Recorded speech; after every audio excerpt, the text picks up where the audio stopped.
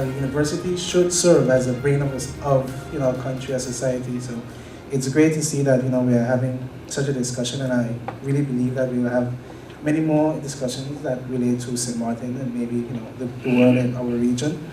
And this is great, as a starting our foundation, mainly because if you look at people like the late Walter Rodney with his the groundings that he had while teaching in Jamaica. Basically, it's a concept that he learned while studying the Rastafarian movement, and how it's important for a community to get together and discuss matters that relates to their setting.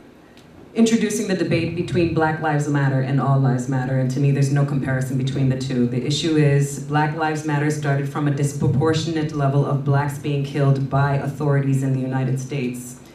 In response to that, the black community came out and said, listen, our lives do matter. And this has been going on not recently, these are not new. This has been going on for decades and decades and decades. And it's only now that we're really paying attention to it because of the blessing of technology. So we're getting more footage and more information through social media, through our phones that can tape things. And the latest one, Philando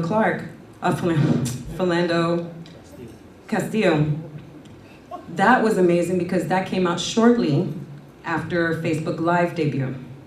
Had it not been for Facebook Live, we wouldn't even have known the depth of that situation. It would have been another story that was just swept under the rug. And after that situation, where he was killed by a police officer, unjustified, unprovoked, and the tape came out, it was put out live where people could see it. And immediately after, they arrested the girlfriend. When she came out, she explained everything that happened. They confiscated every little bit of evidence. They confiscated the car, the phone, any little piece of thing that they could have that they could use to try and twist the story into something else. And this cleaning up after policemen when they murder somebody is a huge issue. And this is why people are saying Black Lives Matters, because this is now a habitual thing to the point where it's protocol. Nobody missed a beat. They arrested her, they locked her up, took out the stuff, didn't miss a beat. It wasn't a discussion. This is now habitual protocol in the United States when it comes to a citizen getting killed by law enforcement.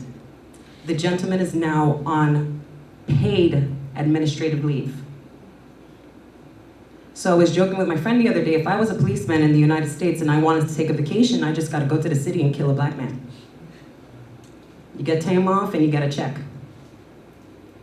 Black lives do matter. Now this all life matters nonsense, I don't even take it up, because before Black Lives Matters existed, none of these white people were going, oh, well, all lives matter. All lives matter, all lives. They weren't announcing this all day long until they used this as a response to degrade the Black Lives Matters movement. And of course, it doesn't mean Black Lives Matter only. It means that Black Lives Matter, please stop killing us disproportionately with no repercussions. So do Black Lives Matter? Absolutely. All lives do matter, and so do blacks. I echo the same sentiments that Sagan has. Because for you to not acknowledge the fact that Black lives do matter is for you to ignore the fact that oppression or the white supremacist system is not localized to just America. It is global. Slavery was global. That system of oppression was global. So for us to stay in the Caribbean and to say that, well, that's going on in America, so it shouldn't matter to us, that's, in my opinion, a very ignorant statement, because aside from the fact that you look just like the people that are getting killed, you are also a part of that system that enslaved them and that is still going on today. It is impossible to have the discussion of all lives matter and leave out the fact that Black lives matter, because a black life falls under the category of all lives. So to dismiss the Black Lives Matter movement with the phrase all lives matter is, in my opinion, very insensitive, inconsiderate, and very ignorant. And like Sagan, I refrain from entertaining in that discussion because you are committed, in my opinion, to misunderstanding and misrepresenting the movement. I am not in the place right now in my life to entertain foolishness. And if you are one of those who want to spark a debate about all lives matter or blue lives matter, yeah, I know that, but that's not my focus. My focus is to help people that look like me with my complexion, my hair texture, my facial features, to help them get from under that mental slavery that Duran just spoke about to a place where they understand that, listen, this is bigger than just America. It's bigger than just the Caribbean. It's a global problem. And the only way to fix a global problem is with a global movement. And that is a global movement of African people coming together and doing what they need to do to make sure that the rest of the supremacist society understands that our lives do matter.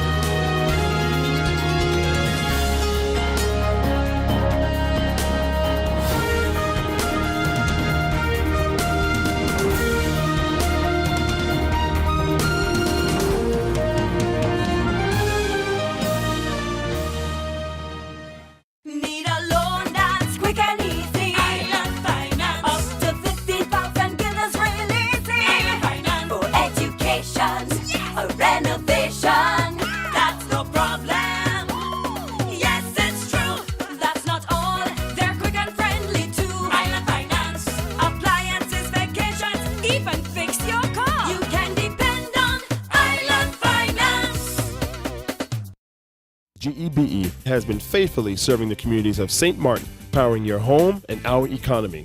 Come rain or shine, our qualified team of professionals are working hard 24 hours a day to provide you and your family with safe, reliable electricity and water.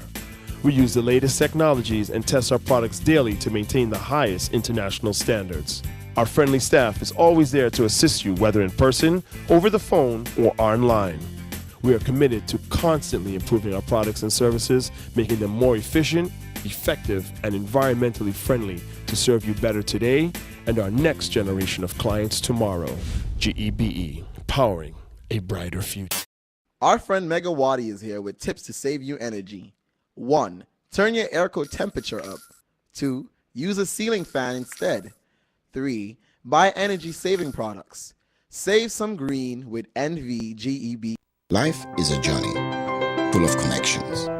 You're in safe hands even when life starts too soon. You don't have to miss a single beat. When a bad hair day makes you sad, just sharing can bring you joy and more to come. They take the plunge, turn fear into faith, while you capture those beautiful moments. In the game of life, it's family that counts. They'll be there even when you lose. We all have our moments of reflection and hope. And when you feel you're losing everything in life, we're there because there's more to come. When life starts too soon, you don't have to miss a single beat. We're here to connect you and share life. Telcel, when you want more.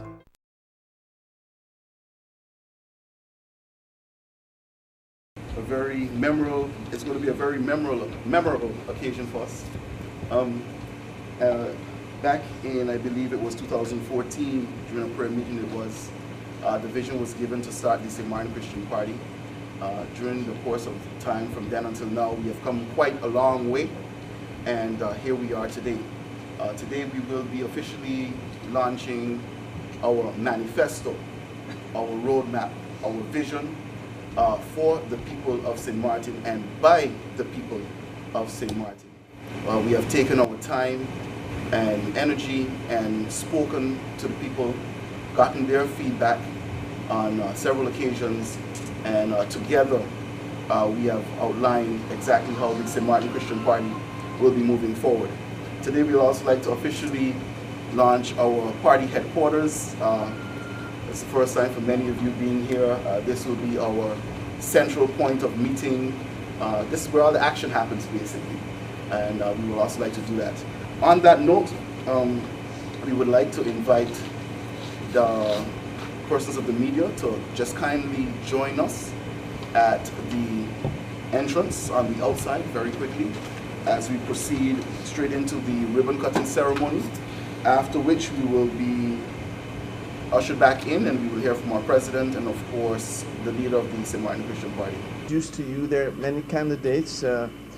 We want to just introduce to those of that have been introduced before, but to recognize their presence. And on the list will be Peter J. Gittens and Benjamin Bell. Also Melrose Toulon, Pedro Arundel, the lovely Francelise, you heard already about her, Claude Peterson, and Beverly Gibbs. I must say last but not least, Beverly Gibbs. There are others, and they will be introduced to the public and to the press as time goes by, but these are the ones who are here now, and we're very happy that they caught the vision and that they're moving with us to ensure that we can offer St. Martin a good government that is based on Christian principles. The St. Martin Christian Party is a new party, just 9 months old, but it's still not so very new because the name has been out there quite frequently in the public and in the press. And for the public and the press, the name Christian seemingly was the one that caught their attention. And so the name Christian came as a surprise to a lot of people, and some people see it also as a threat. Now, it shouldn't be a surprise because when we look at the number of voters in the census of 2011, about 70% of those voters declared that they belong to one church or another. So we can conclude from that that most of the people on the island have a Christian affiliation somehow. And so it's therefore not strange that there would be a Christian party. The Christian party in the Netherlands has been there for years and has been in government for many, many years. In Curacao and Aruba, they have parties that in their constitution stipulates that they're based on Christian principles. So the St. Martin Christian Party is not a new kid to the political bloc, but it's new to some extent to St. Martin. And therefore, some people see it as a threat because they think that we're going to turn the government into a Christian state. That can never be. St. Martin will not become a Christian state. But we're looking to be able to govern this country based on Christian principles. So we want to tell people not to be afraid of the word Christian, because we're guided by the norms, values, and principles that people cherish in this island, that people know of, and that people want to see. People want to know that there's a government that has compassion for them, who understands what they're going through. The people want to know that there's a government who respects the people. The people want to know that there's a government that can be an example to every person in our society. I want you to know that the St. Martin Christian Party is not the church, but it's made up of people that are guided by Christian principles. Having said that, I just want to touch on the topic of separation of church and state. Now, we believe as a Christian party that church and state should be separated. That the government should not dictate what the church should do administratively, operationally, or doctrinally, neither should the church get and interfere in the administration of the state.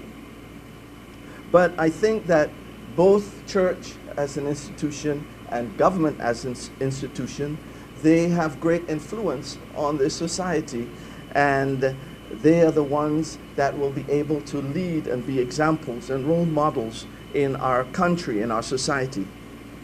The church must adhere to the laws of the land, abide by the laws of the land. And if we look at the other countries around us, other islands, they embrace the church.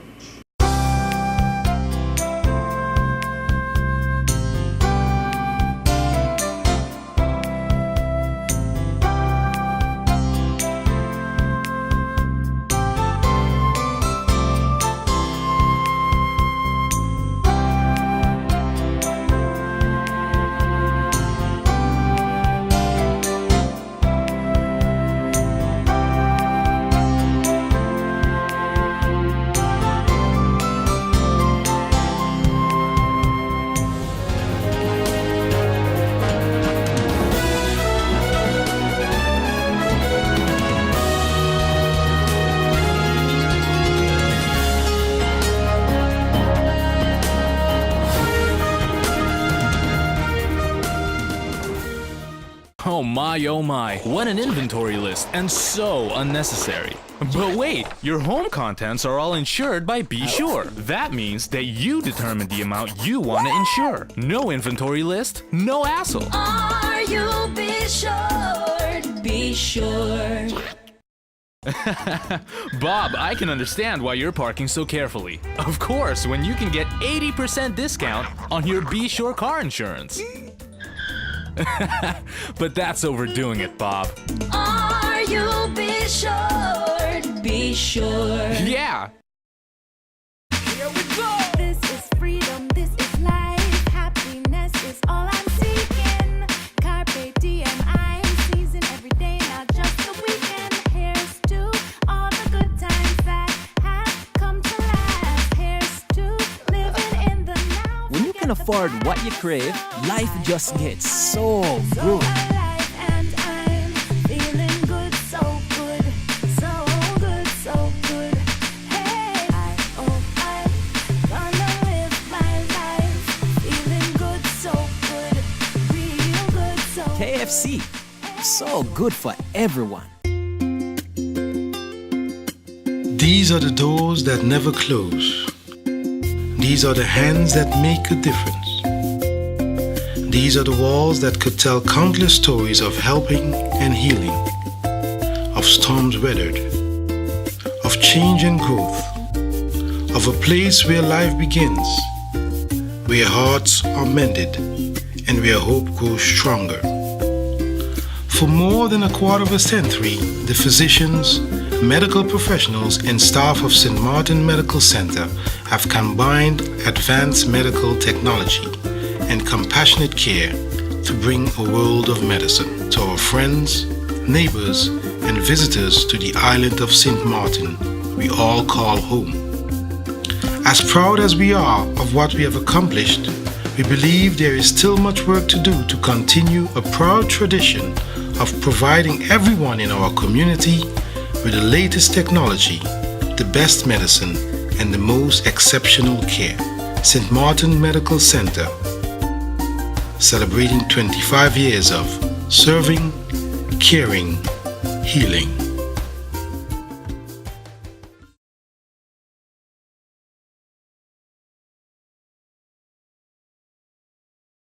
Not so long ago, the chief of the IMF was here, and he explained that they came to the conclusion that the per capita income of St. Martin, based on GDP, is the highest in the entire Caribbean. The GDP per capita income for St. Martin has been established at $26,000 per year, which is equivalent to about 46,000 guilders per year. To contrast this and to give you a perception as to what this means, if we look at the per capita GDP income of Belize, their annual per capita GDP income is an amount of $4,366 US dollars. If we look at the per capita income of an island that's a little close to us, Barbados, their per capita GDP income is $16,000 for each citizen of their country. Ours is at 26,000. When you hear that number, you query and say, but where is it? Is it really so that the majority or all average persons on St. Martin makes $26,000 a year? Then you would say that doesn't sound believable. Or the $26,000 is not being earned by the masses.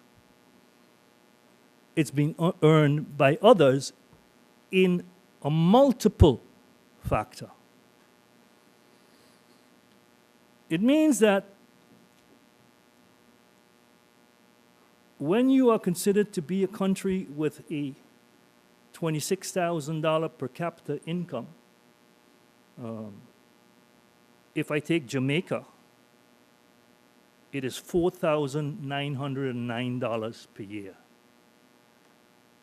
Countries with a per capita income of that level has access to many international programs where they receive grants, where they receive assistance in order to develop their country, because they are characterized as a low-income country. When you are characterized as we are, as a middle-income country, none of these programs are available to us. We have to fend for ourselves. Now, having said that, it will take a lot, because it explains, and the Caribbean is known to be, in terms of equality, the area with the highest inequality as far as income is concerned in the whole world.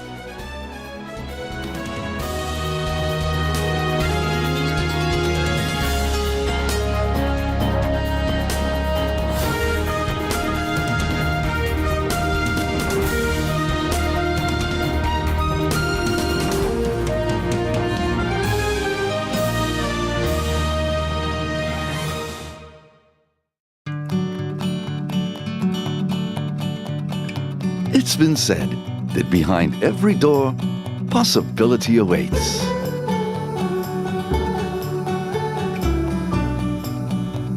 How much possibility depends on which door you open first. Every day, we help our customers discover the possibilities in their lives.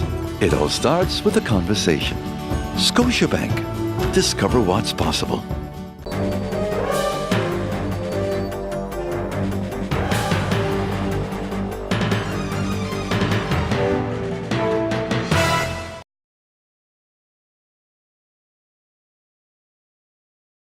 The committee I installed, consisting of the Vice President of the Council of Advice, Mavis Brooks, Mr.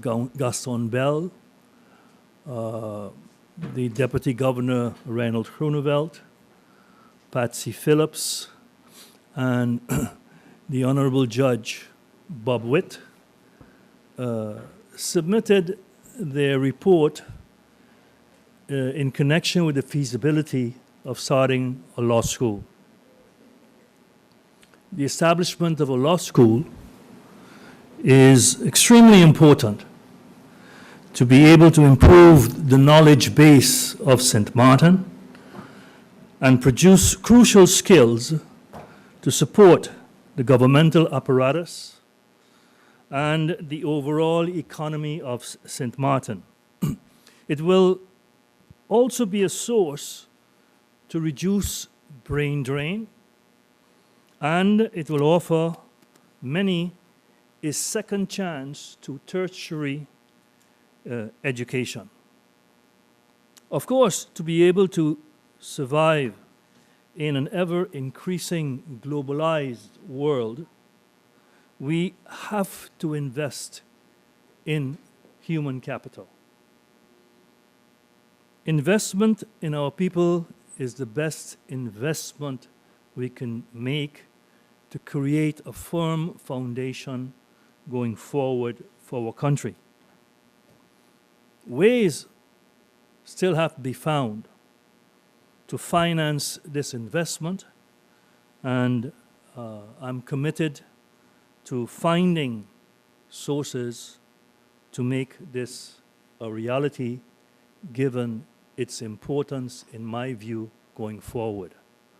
Bricks and stones alone is not going to get us there.